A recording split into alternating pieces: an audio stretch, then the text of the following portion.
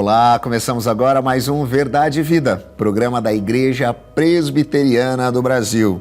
Hoje falaremos sobre o tema o julgamento do Supremo Juiz. Daqui a pouquinho, Reverendo Hernandes Dias Lopes vai trazer essa mensagem para a gente, mas antes eu tenho aquele bate-papo que nós temos nos acostumado, que tem servido aí de preparo para o nosso coração, para ouvirmos a mensagem do Senhor, com o reverendo Roster Guimarães Lopes, que é pastor da Igreja Presbiteriana Unida em São Paulo e também presidente do Conselho de Administração da APECOM, Agência Presbiteriana de Evangelização e Comunicação. Reverendo Roster, muito bom tê-lo mais uma vez conosco aqui no nosso programa. Que prazer imenso, reverendo Rodrigo, estar com vocês aqui. E é um prazer estar aqui. Para mim, essa é a primeira vez aqui no novo ano. E eu desejo a você um ano muito abençoado, também a você, reverendo Rodrigo, que 2023 seja um ano marcado por grandes bênçãos na sua vida, por um crescimento espiritual abençoadíssimo. E que Deus esteja ao seu lado em tudo aquilo que você vier a realizar. Reverendo Roster, a gente está começando o ano e início do ano a gente começa a refletir sobre algumas coisas, sobre a nossa própria vida, sobre o mundo à nossa volta, né? Então eu vou começar com uma daquelas perguntas bem fáceis que eu faço para o senhor. E a pergunta que eu inicio é: por que existe tanta injustiça no mundo? Essa pergunta é fácil, tremendamente fácil. É por causa do pecado, porque o pecado entrou no mundo. Porque todos pecaram e carecem da glória de Deus, e a palavra de Deus diz que o salário do pecado é a morte. Porque o ser humano é pecador, reverendo Rodrigo, ele não busca a glória de Deus. Ele busca de maneira egoísta somente o seu próprio bem. E às vezes, sem olhar a quem, ele busca beneficiar-se somente a si mesmo e acaba cometendo injustiça, porque não teme a Deus, porque não ama o próximo, ele só pensa em reter, guardar, ter somente para si, ele confia nas riquezas e não em Deus, e por isso muitas vezes atua de maneira maldosa com seu próximo, o que demonstra que, de fato, essa pessoa não tem Deus na vida. Falta-lhe um relacionamento vivo e pessoal com o Senhor. E o que significa, pastor Roster, nós dizermos que o Senhor Deus, então, é um justo juiz? O que seria esse juiz justo que nós dizemos que Deus é? Significa que o julgamento de Deus é o único que não falha. Juízes humanos podem errar. Em toda a história da humanidade, até na própria Escritura, você vê muitas vezes juízes humanos julgando de maneira equivocada, porque eles são pecadores. Infelizmente, alguns, durante muitas vezes, nós vimos na história da humanidade juízes que se deixaram subornar e visaram seus próprios interesses e não agiram, tal como diz a imagem, de que a justiça é cega e não olha para quem está sendo julgado, mas Deus não se deixa subornar por ninguém. Deus é justo juiz. Não existe nada que alguém possa oferecer a Deus que ele já não tenha. Ele mesmo se basta a si mesmo. Então Deus é insubornável. E porque ele é a justiça em si mesmo, ele nunca vai julgar equivocadamente. O juízo de Deus sempre é correto. Ele é o justo juiz. A gente se considera, pastor Roster, muitas vezes uma pessoa justa e a gente fala sobre justiça, né? Constantemente nós clamamos por justiça e olhamos para algumas coisas ao nosso redor e dizemos que a justiça precisa ser feita. O que a nossa justiça, então, é diferente, ou em que a nossa justiça é diferente da justiça de Deus? A nossa justiça é uma consequência da justiça de Deus, porque nós fomos feitos à imagem e semelhança de Deus. E porque Deus é justo, ele nos criou com senso de justiça. Então nós temos noção do que é certo e do que é errado. Mas a nossa justiça é falha porque ela está contaminada pelo pecado. Então você pode considerar, por exemplo, algumas coisas muito erradas, mas com outras você não se preocupa tanto. Porque você talvez elenca alguns valores como mais importantes para si, mas não se preocupa de fato com aquilo que ofende a santidade de Deus. Então, para algumas pessoas, algumas coisas são absurdas, mas outras que são absurdas, elas não consideram assim. A justiça do homem é falha porque o homem está manchado pelo pecado. Mas Deus, como não tem pecado, não tem sombra de variação nem mudança alguma, não tem falha nele, ele é puríssimo, ele é perfeito, somente a justiça de Deus é perfeita. Mas nós, muitas vezes, temos uma justiça parcial por causa da nossa natureza influenciada pelo pecado. Nós, então, que outrora éramos injustos, segundo as Sagradas Escrituras, pastor Roster, fomos também, segundo as Sagradas Escrituras, feitos justos, Em Cristo nós fomos justificados. O que isso de fato significa para nós? Excelente pergunta. Nós amamos, como protestantes, a doutrina da justificação pela fé. E a doutrina da justificação, querido amigo e irmão, é Deus considerar a justiça de Cristo sobre você. Quando você crê que Jesus Cristo é o Filho de Deus, que morreu na cruz para pagar os teus pecados, quando você crê nele como único mediador entre Deus e os homens, e o recebe e crê nele como seu único Senhor e Salvador, então Deus te declara justo pela fé no seu Filho Jesus Cristo. O que significa isso? Jesus obedeceu perfeitamente à lei. Ele é plenamente justo em sua humanidade. Vimos a justiça ativa na sua obediência perfeita em toda a sua vida. Vemos a justiça passiva quando ele dá a sua vida na cruz por amor de nós. Então, quando você crê em Cristo Jesus, Deus pega toda a justiça de Cristo e considera sobre você. Da mesma maneira que ele pegou toda a sua injustiça e considerou sobre Jesus Cristo na cruz do Calvário. Então, a partir desse momento, Deus considera que você é justo, ele te declara justo. É como se ele, no seu tribunal, batesse o martelo e dissesse: eu te declaro inocente, eu te declaro justo pela fé no meu Filho Jesus Cristo. A partir deste momento, você já não tem condenação alguma, nem dívida alguma no tribunal de Deus.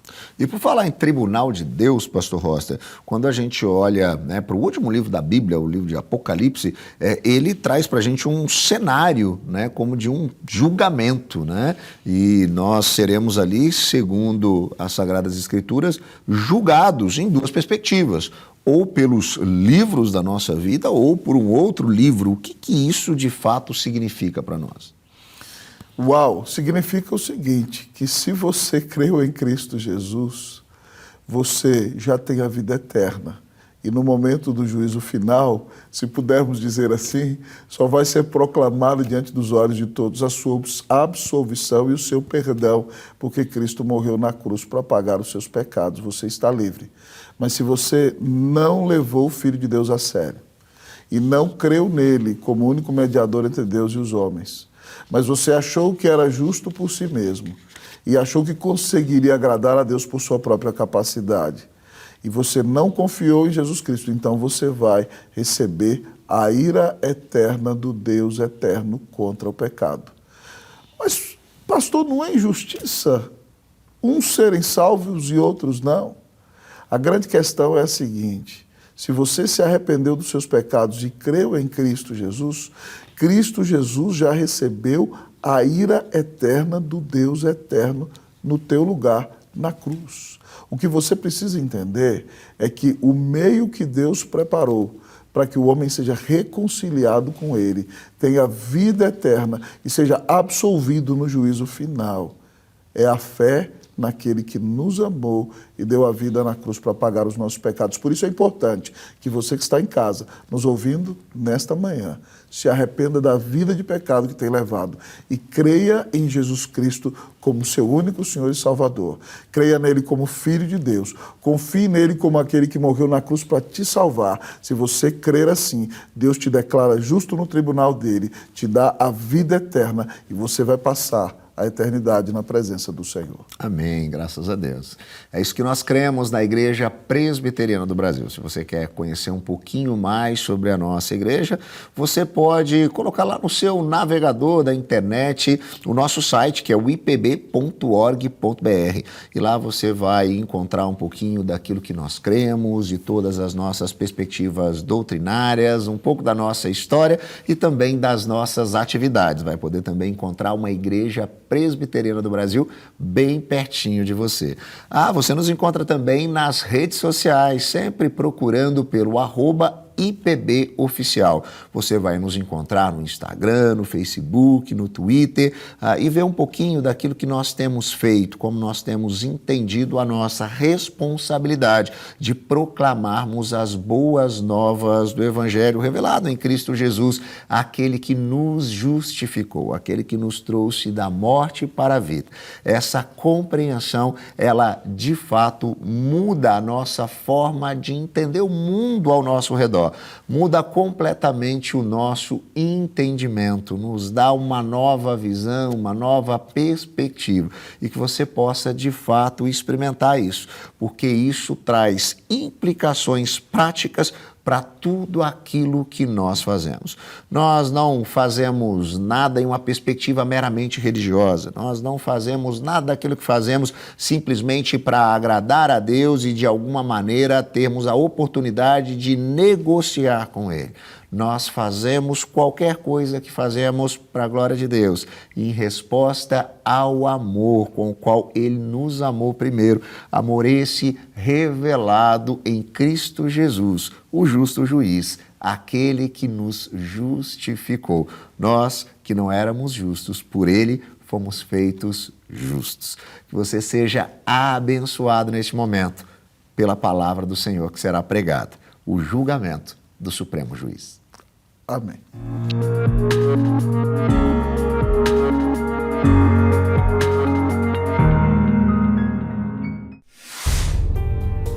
Ansiedade é preocupação exagerada, pressa, angústia, medo. Ansiedade rouba sua alegria, tira sua paz, seu brilho, consome pouco a pouco a sua vida.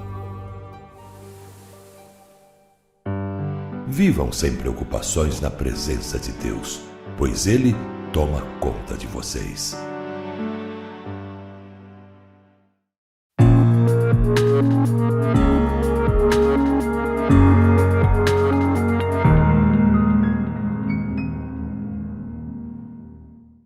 Que privilégio poder partilhar com você a palavra de Deus para tratar de um assunto soleníssimo. Eu quero conversar com você sobre o julgamento do Supremo Juiz. E vamos basear esta mensagem no Salmo 82, versos de 1 a 8. Vamos ouvir a leitura deste texto. Até quando julgareis injustamente e tomareis partido pela causa dos ímpios? Fazei justiça ao fraco e ao órfão. Procedei retamente para com o aflito e o desamparado. Socorrei o fraco e o necessitado. Tirai-os das mãos dos ímpios. Eles nada sabem, nem entendem, vagueiam em trevas, vacilam todos os fundamentos da terra. Eu disse: sois deuses, sois todos filhos do Altíssimo. Todavia, como homens, morrereis e como qualquer dos príncipes, haveis de sucumbir. Levanta-te, ó Deus, julga a terra, pois a ti compete a herança de todas as nações. O Salmo 82 é um salmo de Asaf. E esse salmo retrata para nós como Deus, o Supremo Juiz, está na Assembleia dos Juízes, presente diante dos julgamentos das cortes, diante das decisões dos tribunais, como testemunha. E o salmo começa desta maneira: Deus assiste na congregação divina, no meio dos deuses estabelece o seu julgamento. A palavra Deus no começo é Elohim, e a palavra deuses é a mesma palavra hebraica Elohim. É como Deus dando aos juízes, aos magistrados, àqueles que julgam, a mais alta honra, o mais alto privilégio. Entretanto, todos os juízes da terra que estão julgando as causas, nos tribunais e nas cortes, estão fazendo isso na presença de Deus. Deus, como supremo juiz, reto juiz, justo juiz, está presente a todos conhecendo e a todos sondando. Portanto, qualquer tribunal, ao exercer o seu julgamento, o faz na presença daquele que é o reto e supremo juiz de toda a terra. Mas agora Asaf vai tratar dos juízes de Israel, que tantas vezes se renderam à corrupção, tantas vezes venderam a sua consciência, tantas vezes torceram a lei para negar justiça aos inocentes, para favorecer aos poderosos. E Asaf vai denunciar esta prática tão recorrente na história do povo de Israel. E a primeira denúncia do profeta de Asaf, que é um salmista, que exerce um papel profético, é como se ele estivesse pregando um sermão aos juízes de Israel. Ele denuncia a injustiça contínua. No verso 2, até quando julgareis injustamente? Essa é uma pergunta retórica. A prática da injustiça nos julgamentos não era uma exceção, era uma regra. Todo o aparato da justiça de Israel, seja das 10 tribos do norte, seja do Reino do Sul, tantas vezes, ou muitas vezes, sucumbiram a esse esquema de corrupção, a ponto de o profeta perguntar: até quando julgareis injustamente? Era uma prática contumaz, constante, de vender sentenças, de favorecer os poderosos, de negar a justiça aos inocentes. Mas, em segundo lugar, o profeta trata da parcialidade na aplicação da justiça no verso 2b, e tomareis partido pela causa dos ímpios. Na verdade, todos nós conhecemos o emblema da justiça. É uma mulher com a balança na mão e com os olhos vendados. E o que isso significa? Significa que a justiça, ela tem que ter equidade. É uma balança. Não pode ter 2 pesos e 2 medidas. Não pode tomar partido por um lado em detrimento do outro. Por isso, o que se requer dos tribunais é que eles julguem de acordo com a lei, para estabelecer a justiça, para, desta maneira, defender o direito do inocente. Mas, quando diz que, quando você vê nesse emblema da justiça a mulher com os olhos vendados, isso significa que os juízes devem julgar não pela capa do processo, mas pelos autos do processo. A justiça não tem lado. A justiça não favorece um em detrimento do outro. Ela age de acordo com os preceitos da lei e ela age com o compromisso de realizar justiça. Porém, você pode encontrar esta recorrente denúncia nos profetas, quando lá no início, os filhos de Samuel, juízes, foram encontrados fora da lei, surrupiando o povo. Você vai encontrar o profeta Isaías denunciando as cortes. Você vai encontrar o profeta Jeremias denunciando os tribunais. Você vai encontrar o profeta Miqueias dizendo que havia uma espécie de complô em Israel, daqueles que governavam, daqueles que legislavam, daqueles que julgavam, para que todos urdissem a trama. E a palavra de Deus traz, então, uma espécie de denúncia a esta prática em Israel e em Judá, de uma justiça parcial, de uma justiça que tem lado. Mas qual é o lado que estava tendo naquela época? Tomareis partido pela causa dos ímpios.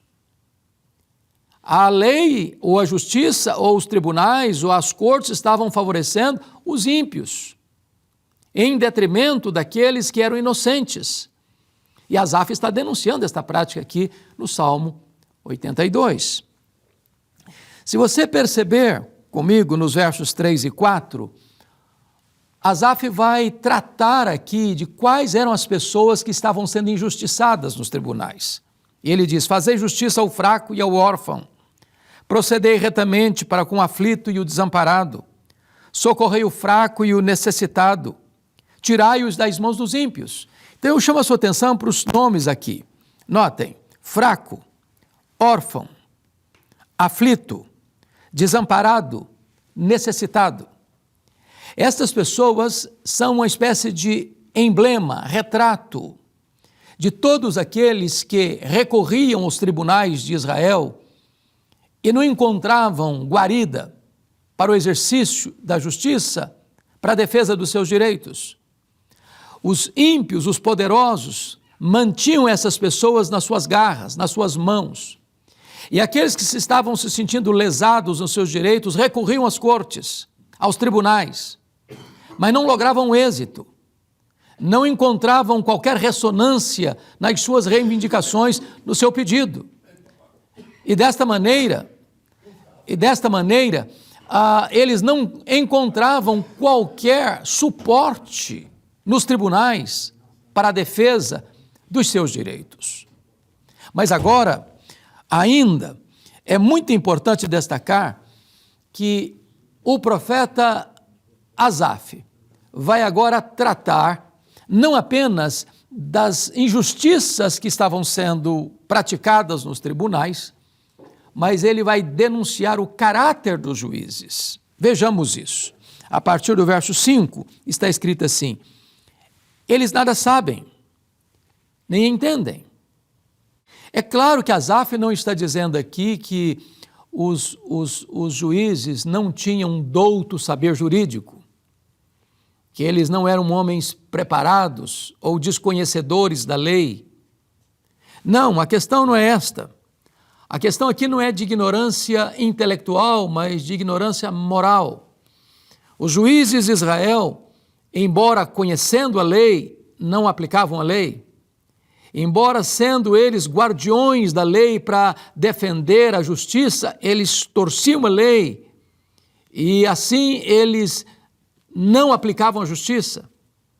Era uma ignorância deliberada para não atender à necessidade do exercício da justiça em Israel. Mas ainda mais, está escrito, eles vagueiam em trevas. E o que isso significa? É claro que o problema desses juízes de Israel não era cegueira, é que eles amavam mais as trevas do que a luz. Eles tinham tomado um partido ao lado das trevas. Eles não exerciam a justiça deliberadamente. E o texto então nos informa que, aos olhos de Deus, eles vagueavam em trevas, porque tinham abandonado a luz da verdade, a luz da justiça, a luz da equidade, a luz do direito, para caminharem por estradas sombrias e tenebrosas.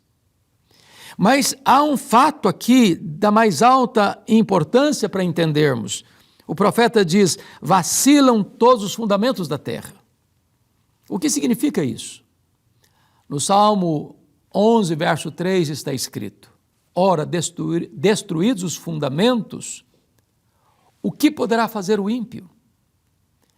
Quando os princípios, quando os valores, quando os pilares da sociedade, quando o fundamento da sociedade é destruído, quando se arranca essas colunas, quando se dinamita aquilo que dá sustentação à sociedade, o que acontece é o transtorno,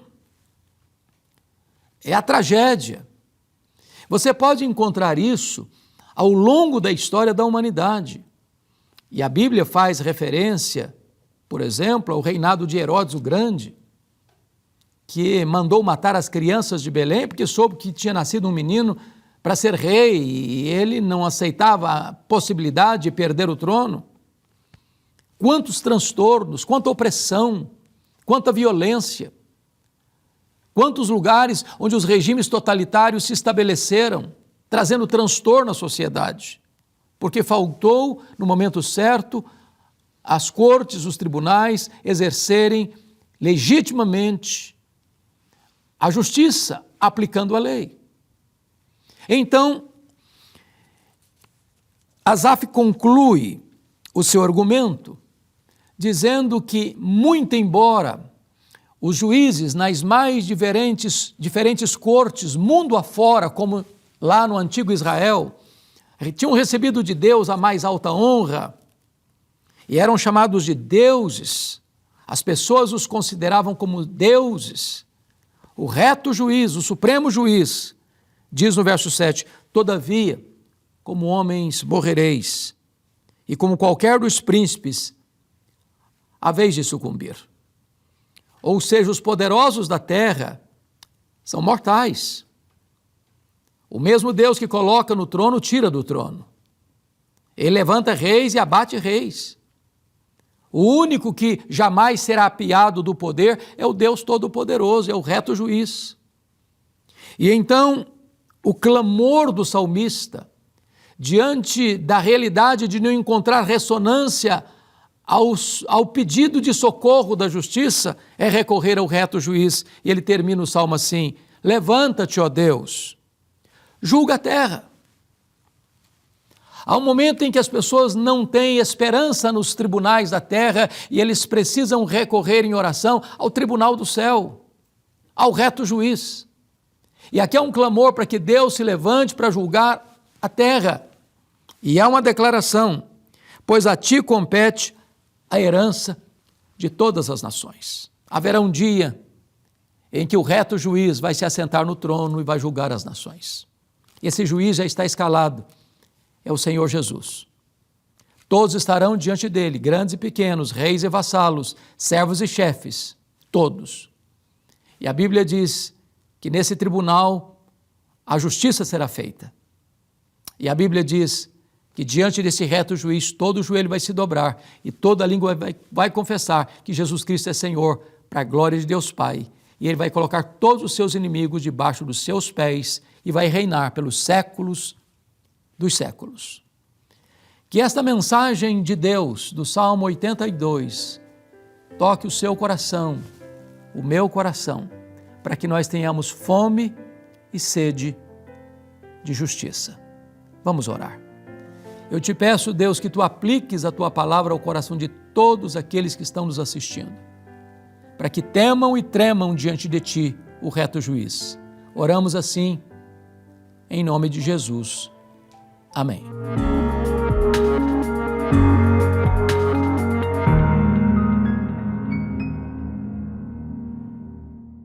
Chegamos ao final do nosso programa Verdade e Vida de hoje. Hoje conversamos sobre o tema o julgamento do Supremo Juiz. Espero que você tenha sido abençoado e desafiado pela palavra de Deus. Se você quer receber aí na sua casa esse programa para você poder compartilhar com seus amigos, com seus parentes, para que eles sejam edificados também por esta palavra, é muito fácil. É só você entrar em contato conosco pelo nosso WhatsApp. O código de área é o 11 e o telefone está aparecendo aí na frente, é o 947 18 94 50. Você vai digitar lá a palavra vida, vai enviar para a gente e nós vamos então te encaminhar esse programa para você compartilhar com quem você quiser.